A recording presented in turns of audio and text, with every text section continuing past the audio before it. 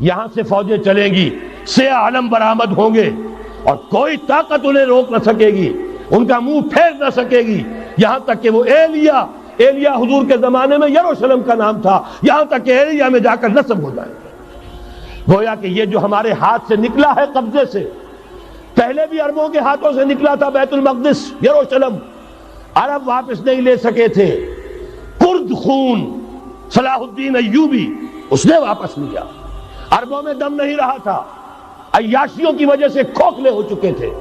میں تجھ کو بتاتا ہوں تقدیر امم کیا ہے، شمشیر و ثنا اول، طاؤس و رباب آخر۔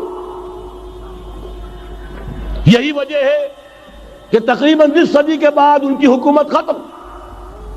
آشمارا حق بود گر خون بارک بر زمین، بر زوال ملک مستعصم امیر المومنین۔ یہ ہوا کہ نہیں ہوا؟ جبکہ آئے ہیں تاتاری ہورڈز، اور جنہوں نے کہ آخری خلیفہ بنو عباس اسے محل میں سے نکالا، ایک کھال کے اندر لپیٹ کر اور اپنے گھوڑوں کے سوؤں تلے کچل دیا۔ عرب معزول کر دیے گئے تھے، لیکن اب دوبارہ عربوں کو جب سہارا ملا ہے، لیکن اب بھی انہوں نے کہیں اسلام قائم نہیں کیا۔ کوئی روس کا غلام رہا، کوئی امریکہ کا غلام رہا، کسی نے اس کا ساتھ دیا، کسی نے اس کا ساتھ دیا۔ تہذیب ہے تو مغربی، تمدن ہے تو مغربی، وضع میں تم ہو نصارہ تو تمدن میں ہنود۔ یہ مسلمان ہیں جنہیں دیکھ کے شرمائے یہود۔ یہی معاملہ جب ان کا ہوا تو اب اللہ تعالیٰ کی طرف سے ان کے اوپر وہ عذاب کی بھٹی گرم ہونے والی ہے۔ لیکن اس کے بعد پھر یہاں سے جائیں گے وہ جو ان کی مدد کریں گے، اور یہ ایلیا کو واپس لینے والے یہ مشرق سے چلنے والے لشکر ہوں گے۔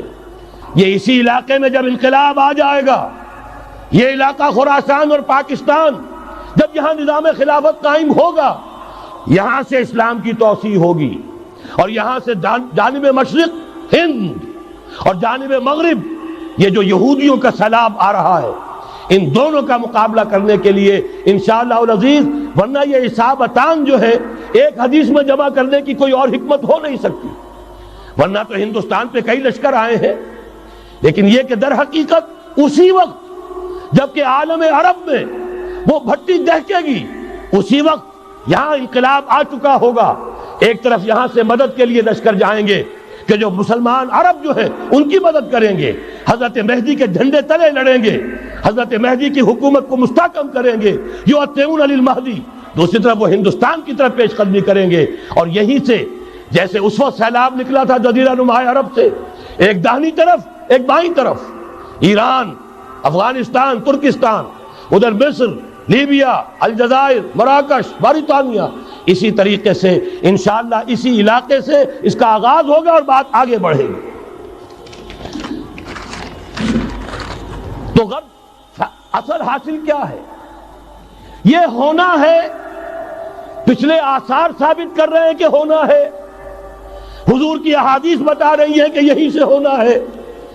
ہوا صرف یہ ہے ہم بھٹک گئے، ہمیں اپنی منزل یاد نہ رہی۔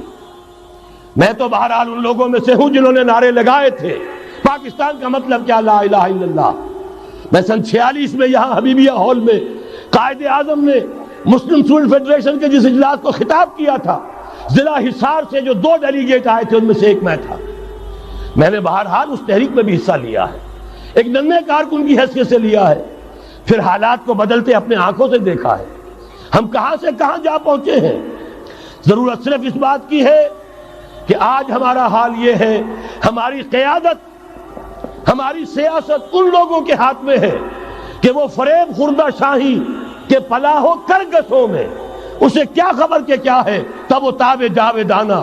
ان کی تہذیب مغربی، ان کی ذہنیت مغربی، ان کی وضاقتہ مغربی، ان کا تمدن مغربی، ان کی سوچ مغربی، ان کے سارے اطوار مغربی۔